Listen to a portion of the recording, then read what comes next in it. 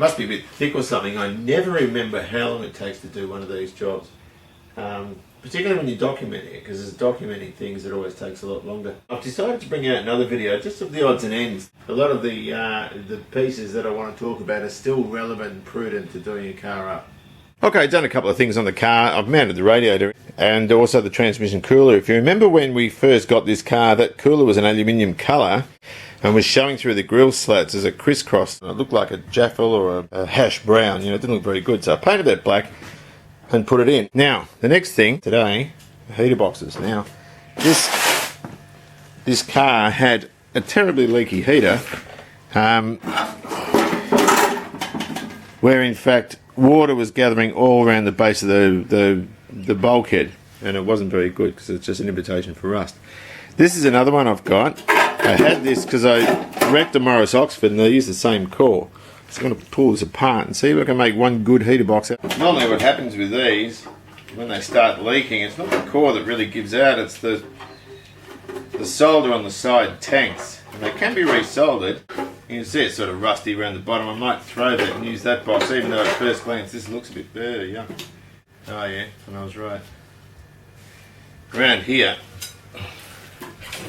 there's all this rusty water around this tank here. It looks like those ends are just soldered on, and it looks to me like it's leaked out of there. That side seems fairly clean. There's a bit of greenish coloured oxidisation down here. That could be from the water sitting on the outside part of it, because it seems that there's a lot of muck stuck there. So look, I can clean that up and resolder it, but I'll pull this one apart and see what it leaves us. Took off the whole skin of my leg. Oh, that sounds sore. Your leg looks fine, there's no blood or anything. Alright, this is the Morris Oxford one. Now this is a great opportunity to wreck this as well, because these hoses here are absolutely shot to pieces. Now the worst thing you can do is try and loosen these clamps and pull the hoses off.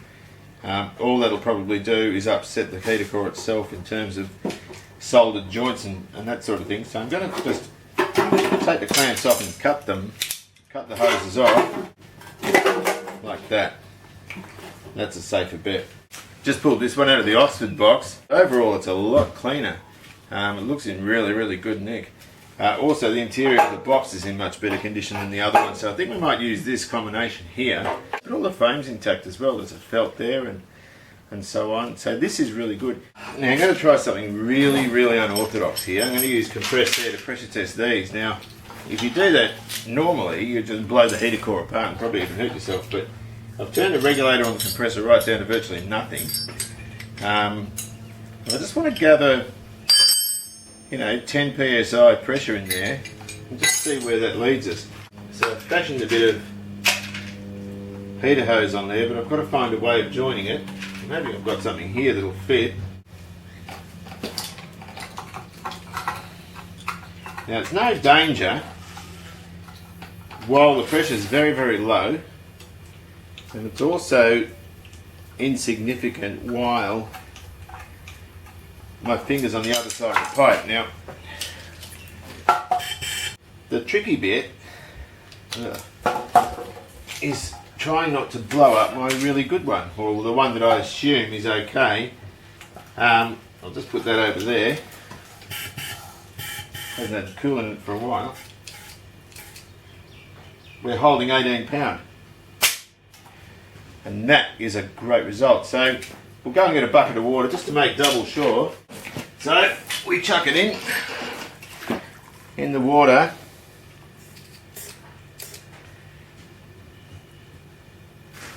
And that is a beautiful thing. So to show you what it could look like, we'll put this old one on. Look at that. I don't know if you can see that. I'll move it over here. It's also leaking. God, it's like an outboard motor, isn't it? It's also leaking from the centre part here. So we've got a huge leak at the side tank, but even if we fix that, it's going to need a new core because it's leaking out of there as well. Now that is a cost-free, very economical way of testing a heater core. Golden rules. Do not have regular line pressure in here because you'll blow it apart.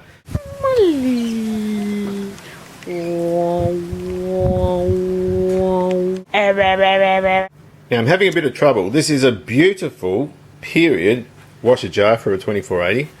Vacuum operated with a switch on the dashboard. Unfortunately, this one's got a dirty great crack down the bottom of it, and that's not such a bad thing because I can get another jar from the chook shed. The only problem is they mount here. Now, that's not an issue within itself, but I do intend to put relays here for quartz halogen headlights, right? So I can't put the washer bottle there. What I do like is the idea of a washer bag. Jockeys, yum. Now, here is the sort of thing I'm talking about. This is the Galaxy's engine bay. When I restored this car about 18 months ago or so, these use, the 65s use a vinyl bag for the washer, and this has to have a separate pump down there next to the vacuum tank. Now the Austin Freeway used a similar thing, and they used them on this side here, sort of hanging down here somewhere. The problem with this car is, of course, it's got the brake booster there, but I reckon there's enough room to put an aftermarket kit in. Now, this is an electric washer kit off eBay. Comes with tube, comes with a bracket, a switch, push button switch, a wiring loom, which is not very Wolseley, it's not very 1965. Comes with the bag, also has an electric pump. Now, look, it's a cheap item. I think it was $11 or so. It was another $6 or so sent out. I think it was $18, $17, $18 all up on the doorstep, which isn't a bad price really. Given that it comes with all this hardware. Now that will fit in the hole in the dashboard, and I'll just stick some tape around there when I start wiring it in. But I reckon that is going to be a cracking deal.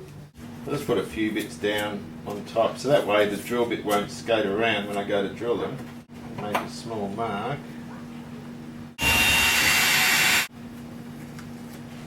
Which one's better for gluttony? Picture of me because I eat a lot. Like that one. Okay. Now, these kits never always have absolutely everything you need, so I've just found another couple of washers to put on. Oh, and I'm not going to use the pictures. Which ones? The ones we took. Oh, okay. And, hello. Hello. I reckon that's a pretty good look. You know, it sort of suits the period styling, and I think that'll work quite well. So I painted up this heater box to put in and used nice new screws on it, stainless screws, which I reckon gives it a more professional finish. I don't like screws that are painted. Still have to put some grommets, or I might use a bit of lag around where those ports come out. One thing these heater boxes had is they had foam rubber around where air comes in and out, and around the bottom as well, around these sorts of parts. I always use this stuff. You just get it at your local hardware shop, and it's for door gaps in houses. It's about the only house product I use on a car. Self-adhesive on one side, and you can sort of stick it around on the heater box itself or on the car, it doesn't really matter, and it'll stay there, and it's quite dense. I'll just cut that off. Bye-bye. Hello. Where are you? Oh, there you are. Now we have two coffee mugs here. One has my tea brewing in it, which is good. I always drink out of this one. And the second one, I'm going to put boiling water in, because I want to check whether or not my temperature gauge works. I'll plop that in there. Oh, here we go. Look at that. Whoa. Now, it should get quite hot because this water's just boiled. If it doesn't work properly, I'll put a 1560 type electric one in. It's sitting on about half. Should be a little bit higher than that, because I just boiled the kettle. I've gone the 1560 route with the coil. I think it looks much neater up there on top of the generator. Also, it leaves a bit of room down the side of the block so you can check oil leaks, all that sort of stuff. You can see everything a lot clearer. I'm just going to stick that heater fan in now. So I've done a few other things. Brake boosters in. All the lines for the brakes are in. They're not as tidy as I would have liked, but they certainly look alright to me. All plumbed up, ready to go. Coolant's in the radiator. Nice and green, you can't really see in there, but it's lovely and clean. Just got to do a little bit of wiring over here. Now, I've opted for a 1560 type electric temperature gauge. The reason is the 2481 that was there was only registering half at boiling point. So I'm going to put an electric one in, which means running a wire into the car, and we'll test the gauge and make sure it's all kosher. I've got to extend some of the wiring with this 1560 type mounted coil. It means the positive feed has to be extended. Now, there was also another wire here that went from the points to the negative side of the coil, and I'm going to make a pigtail wire up to go inside the glove box of the car, so that should anything go wrong with this electronic ignition, it can easily be just wired back the way it was. But I'll leave it out of the car for now, just in the effort to make it a bit tidier. Negative lead has to be stretched a bit further down to the coil. So there's a little bit of wiring to do, which we'll do shortly. But for the moment I want to talk about dashboards. We've got to put the dash in reasonably soon, and there's a mountain of things people do with woodwork. In fact, there are 4 things that I can think of. Some people use French polishing techniques, which is basically shellac, which is a resin type flake. I think they dissolve them in methylated spirits and they apply them and then they polish them back, and that's great for period furniture, but I think a lot of people sort of like French polishing because it's fashionable to like it. The other thing they can do, and this car hasn't had it done, is you can use the clear coat that you use on the car, and what's good about that is, of course, you can sand it back, you can wet sand it and polish it and make it look like a Jag or a Daimler, and I did that on the last project I had. But this hasn't had that done because car clear is dead clear and this is a honey colour. Now, there could be 3 things. It could be marine clear, which is the sort of thing you paint on a Bondwood boat. It could be exterior clear, which is another exterior type clear. It's not as good as marine clear, but it's UV stable as well. Or it could just be inside varnish, and I'm tipping that's what this is. It's a lovely colour. I should really rub it all out and start again, but I just don't want to. I love the colour of it, even though the quality of the work's pretty average. And they've even painted this rubber seal, so I'm going to cut around there with a razor blade, take that off, and try and get it off, because it doesn't look good at all. Look at that, hey? Cold air intake, air filter. Because what this guy's done is he's bent the bloody needle. Dad! It's actually broken. Don't move away. It's difficult because it wasn't together properly when I got it. Hang on, that goes up. I'll never understand the mindset of the dill. That's all bent. I don't know, this is a mess, this thing. I'm just going to have to fiddle with it until I get it right. I think you did something wrong. Me? Yeah. Yeah, I think I've done a few things wrong. That linkage is there. So it strikes me there's a little rod, pivot rod, that's missing. So I might have to make something if I can't find it. Well, I'll start putting this back in now. I've fabricated a little linkage in there for the quadrant. So, slowly but surely. Now, crash course in electricity, and please don't think I'm insulting your intelligence by going through this. Most people think of power, DC power, we're always talking about DC in this case, as going from positive to negative. Now that's called conventional current flow. It's widely accepted that that's how it is.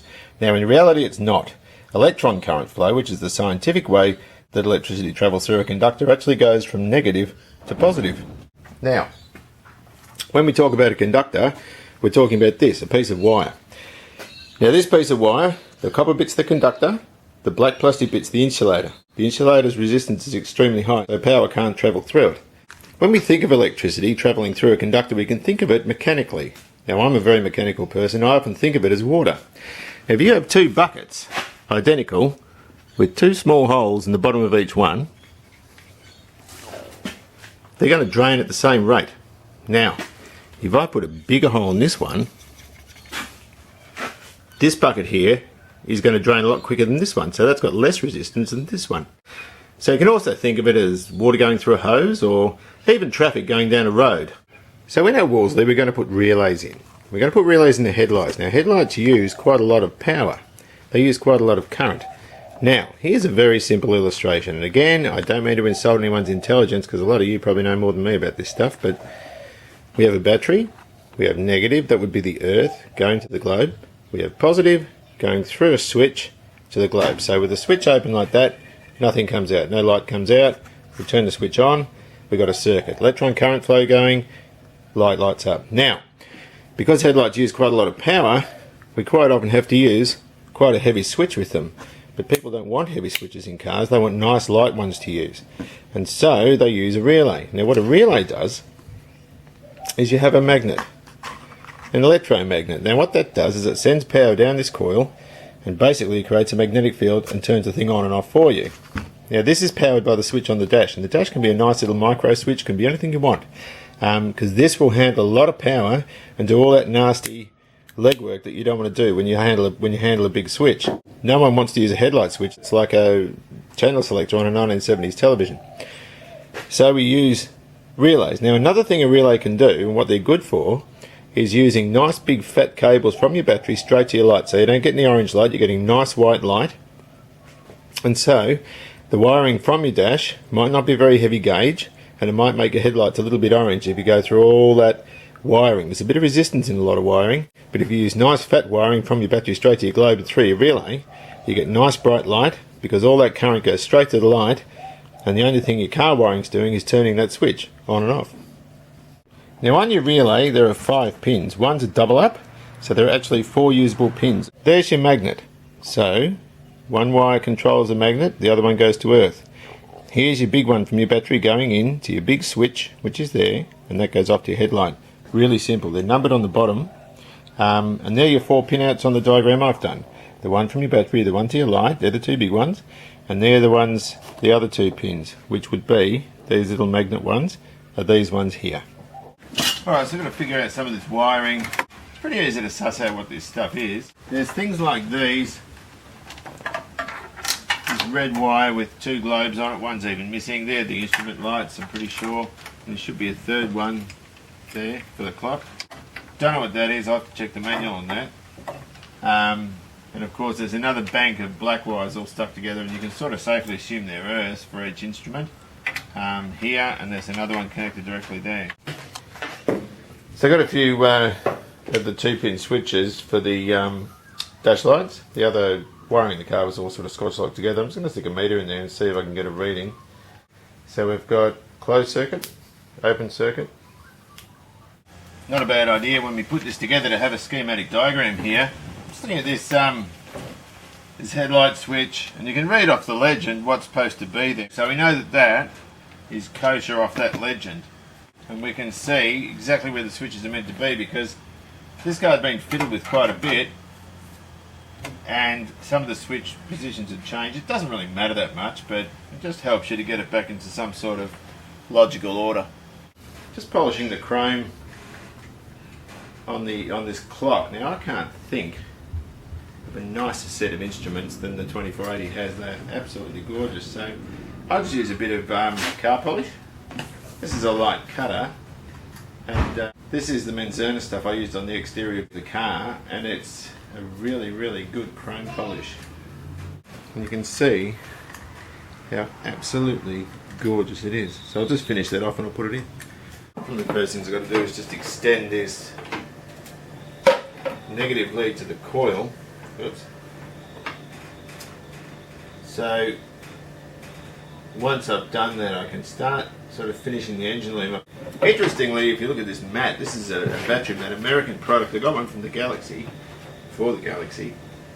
I don't know what it is. It's some sort of compound that neutralises battery as at the moment it touches it, and also gives the battery something sort of nice to sit on. So that just sits there.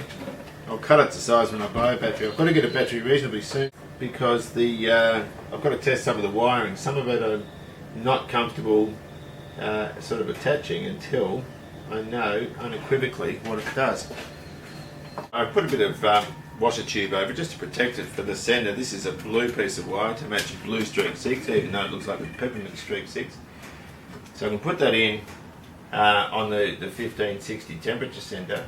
I've also extended the coil wire, which was originally white. I've put it red on so that I can see immediately that's positive. This is all sorted out. That's the cigarette lighter. Mandatory to use a cigarette lighter in these cars, even if you don't smoke, because the best thing you can buy for one of these is a satellite navigation. And of course, I bought one recently at $143, which is about the same price as a speeding fine, and they have accurate time on them, and they also have very, very accurate speed. So given that some of these cars have a speedo that's inclined to waver, I'll test the other speedo in a minute. I'm also quite happy to note this red switch. This came with the washer bag. Didn't know if it would fit on it. I thought it might, but there's enough thread on the back of it to go neatly into that hole, and it fits very, very well. Just red. I mean, it might as well be an ejector seat or something, I suppose. It doesn't look as good as the chrome one, but the fact it fits and will have operational electric washers is a plus in itself. Now I got hold of a multimeter and I checked the resistance between the outside here and the electrode. A nice moderate 20-degree day, we're getting 395 ohms. Stuck it in boiling water and we've virtually got a closed circuit. When this thing's hot, we've virtually got 12 volts going in here and here. Now, these have 3 pins on the temperature and the fuel. Your positive, I'm assuming, goes in here, and then this goes off to your sender. So as your sender gradually earths down, you're getting a circuit in here, which is registering on the gauge. Good thing about that though, if that is the positive, and I think it is I found this little patch cable and I can run that between the temperature and the fuel gauge with the one power wire coming in, so I don't have to tap into any of the car's wiring. Got to have some tea. Now, when I was a student at a TAFE college, I made this power supply. It was one of our projects and it is a cracking little thing. 0 to 20 volts. Can I see that? It's got a gauge. I just checked this with the multimeter. It's at about half a volt at 10 volts. You can tell it's got a capacitor and it takes that ages to go down. Now, ordinarily I wouldn't stick raw voltage into a gauge, but given that it's virtually a closed circuit at boiling point, I'm tipping that it's okay to do that. Now, if I blow this up, I won't put this in the video and you'll never know. But if it works, I will. So hopefully it works. Now, let's have a look. Which one's the temperature? Temperature is this one. I'm going to whack 12 volts in here and negative here. Now these gauges flop around in the breeze a bit. You've got to use them as they're intended, because if I do that, it just falls to hot. If I do that, it falls to cold. So sitting in the car, it goes this way. Voltage down to minimum, 100 milliamps. Turn the thing on. And I want to crank the voltage up about halfway. Now our limit light's starting to come on, so I'm going to go to an amp. There we go. So that's half on the gauge. We're registering 6 volts here. So that's pretty cool. At 10 we're approaching hot. 12 we're right on hot. That's really, really good. That means this gauge is working. We'll go down again to 6. So around 5-6 volts it's half. So I reckon that is a great result. Now, please don't call the police. I'm not whizzing speedos. I just want to check how this goes. When I bought this car in, when I first got it, the speedo sort of jumped around. So I've just fashioned this little thing in the back. I just want to turn it. Takes a while to stabilise. I've got this other one. It's my 2480 dashboard display on the wall. I'll try this one. That one seems a bit better. I might use this old display one. I reckon it's probably a better speedo. And there we go. So I'll clean all that out, and I reckon we'll use this one, so it doesn't seem to jump around nearly as much as the other one does.